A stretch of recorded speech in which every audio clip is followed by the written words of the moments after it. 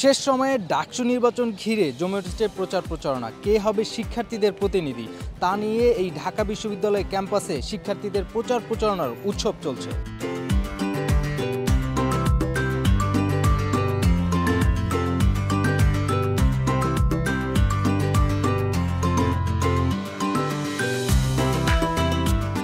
এবার ডাকসুতে ৯টি প্যানেলে সভাপতি পদে মোট প্রার্থী ৪৫ জন, এর মধ্যে নারী প্রার্থী ৫ জন। ওদের স্বপ্ন পূরণে পাশে থাকতে পেরে আমরা গর্বিত। সাধারণ সম্পাদক পদে ১৯ জন প্রার্থী হলেও সেখানে নারী মাত্র ১ জন। নির্বাচন ঘিরে উত্তেজনা, প্রতিদ্বন্দ্বিতা আর ভোটযুদ্ধ। কারা আসছে সামনে, কারা থাকছে পেছনে। ক্যাম্পাস জুড়ে চলছে বিভিন্ন প্রার্থীদের প্রচার প্রচারণা। পোস্টার, লিফলেট আর স্লোগানে উৎসবমুখর ঢাকা বিশ্ববিদ্যালয়। প্রার্থীরা ব্যস্ত তাদের প্রতিশ্রুতি শিক্ষার্থীদের কাছে তুলে ধরতে। আমাকে তাদের রিপ্রেজেন্টেটিভ বানায়, তাহলে আমি তাদের হয়ে সবার আগে কাজ করব। তাদের ইস্যুসগুলোকে আমি সবসময় প্রায়োরিটি দিয়ে সেগুলোকে অ্যাড্রেস করার চেষ্টা করব এবং ইনশাল্লাহ যদি তারা আমাকে বিজয়ী করে তাহলে সেদিকেই থাকবে আমার ফোকাস। এবং এই বিশ্ববিদ্যালয়ের জন্য এবং ফিউচারে যারা এই বিশ্ববিদ্যালয়ে আসবে তাদের জন্য যেন একটা বেটার এনভায়রনমেন্ট ক্রিয়েট করে যেতে পারি, সেটাই থাকবে আমার ইচ্ছা। আমি মূলত এই বিয়ের ইনভাইটেশন কার্ডের আদলে ডাকসুর ইনভাইটেশন কার্ড দিচ্ছি মেয়েদেরকে।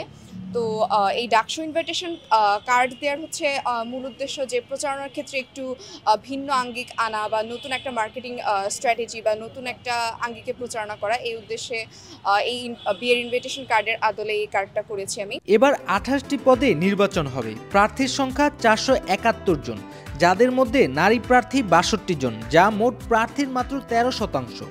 যদিও ডাকসুতে মোট ভোটারের ৪৮%ই নারী। ডাকসু নির্বাচনে ভোটার প্রায় ৪০,০০০, যার মধ্যে ১৮,৯৫৯ জন ছাত্রী। শিক্ষার্থীদের অধিকার, ক্যান্টিনের খাবারের মান, ক্যাম্পাসে বহিরাগত সমস্যা কিংবা লাইব্রেরির সময় বৃদ্ধি এ বিষয়ে জোর প্রচারণা চালাচ্ছেন প্রার্থীরা। আমরা যাতে বেশি বেশি করে আরও রিসার্চের দিকে আগ্রহী হই, শিক্ষার্থীদেরকে রিসার্চের প্রতি আগ্রহী করা, পাশাপাশি শিক্ষার্থীদের জন্য বিভিন্ন জনকল্যাণমূলক কাজ করা, যাতে শিক্ষার্থীরা নির্বিঘ্নে তাদের পড়াশোনাটা চালিয়ে যেতে পারে। পাশাপাশি হচ্ছে আমি আরেকটা জিনিসও চাইবো যে আমাদের বিশ্ববিদ্যালয়ে অনেক বিশ্ববিদ্যালয়ে শিক্ষক ইভ্যালুয়েশন সিস্টেমটা আছে, তো যারা নির্বাচিত প্রতিনিধি হবেন তারা যদি আমাদের বিশ্ববিদ্যালয়ের শিক্ষক ইভ্যালুয়েশন সিস্টেমটা চালু করতে পারেন, তার মাধ্যমে দেখা যাবে যে আমাদের অনেক ডিপার্টমেন্টগুলোতে শিক্ষকরা সময় মতো ক্লাসে আসছেন না বা ঠিকঠাক মতো ক্লাস নিচ্ছেন না, কিন্তু তারা ঠিকই আবার ইভিনিং MBA বা হচ্ছে অন্য বিশ্ববিদ্যালয়গুলোতে গিয়ে, প্রাইভেট ইউনিভার্সিটিতে গিয়ে ঠিকই ক্লাস নিচ্ছেন। এক্ষেত্রে দেখা যায় যে এটা আমাদের শিক্ষার্থীদের আমাদের পড়াশোনার মানটাকে ধীরে ধীরে বা দিন দিন নিচে নামিয়ে দিচ্ছে। আমি আশা করব যে এই শিক্ষক ইভ্যালুয়েশন সিস্টেমটা যদি চালু হয় এবং কার্যকরভাবে চালু হয়, সেটাও আমাদের পড়াশোনায় একটা হেল্প করবে। নির্বাচনে জয়ী প্রার্থীদের কাছে ক্যাম্পাসের শিক্ষার্থীদের প্রত্যাশা কি?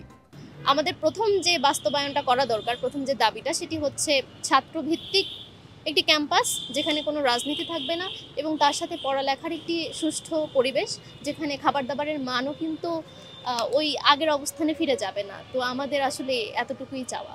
ক্যান্টিনের প্রবলেম আছে, ওয়াশরুম প্রবলেম আছে, এগুলো সলভ করলে আমাদের মনে হয় যে আমাদের জন্য ভালো হয় আর কি। ডাকসু নির্বাচনের ফলাফলে পাল্টে যেতে পারে পুরো ক্যাম্পাসের চিত্র। এখন শুধু অপেক্ষার পালা ভোটের দিন পর্যন্ত।